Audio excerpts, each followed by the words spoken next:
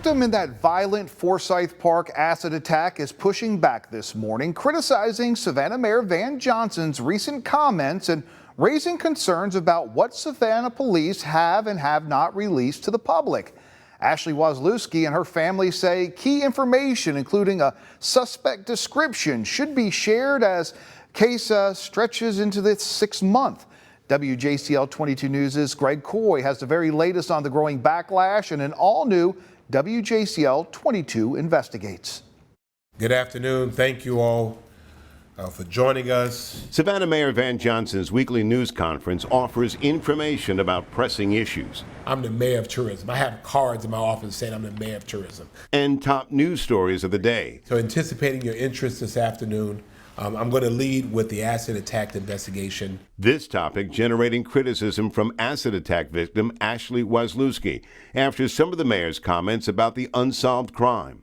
Do we know this is still a random act that happened? I'm going to leave that to the police to be able to answer. I mean, again, we have not, and I've been in this community for a while. I've served as a law enforcement officer in this community for a while. I'm not familiar with anyone ever being attacked by acid. I'm just not. And every officer I've spoken to, nobody can really remember that. In my mind, doing that is really a really personal thing. But again, I'll leave that to the officers to be able to determine. Again, I don't know relative to that. Watching that mayor's news conference online was Ashley Wozlewski. The very next day, through a family member, Wozlewski sent this statement to WJCL 22 News. It reads, "From our family's perspective, we want to be very clear. There is no known personal connection between Ashley and her attacker." The mayor suggesting on multiple occasions that this attack feels personal without any evidence not only risks shifting focus away from identifying the attacker, but directly undermines the need for credible leads. We find his comments irresponsible. Ashley, her family, and her friends are personally offended and angered. Ashley provided a description of the attacker, as did the witness who released his description of the attacker to local news stations. Yet SPD and city officials have not shared this information with the public.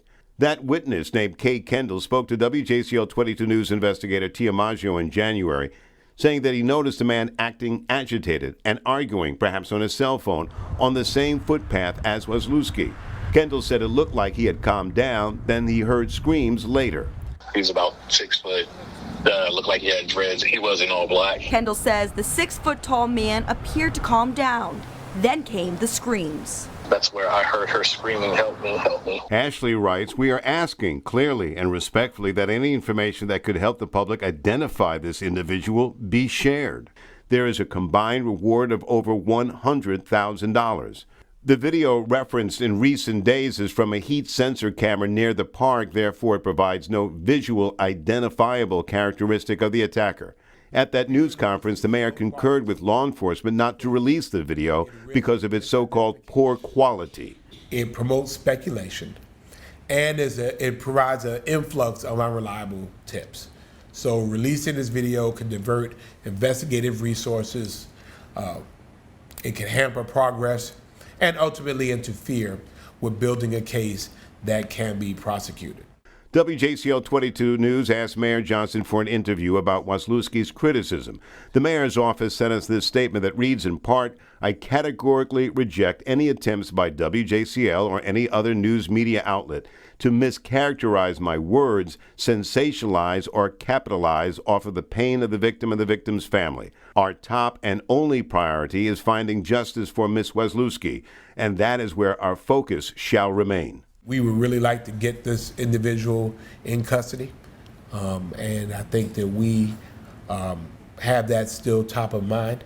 This investigation into one of the city's most horrific crimes and a mystery at this point enters its 6th month this week. For WJCL 22 News Investigates, I'm Greg Coy.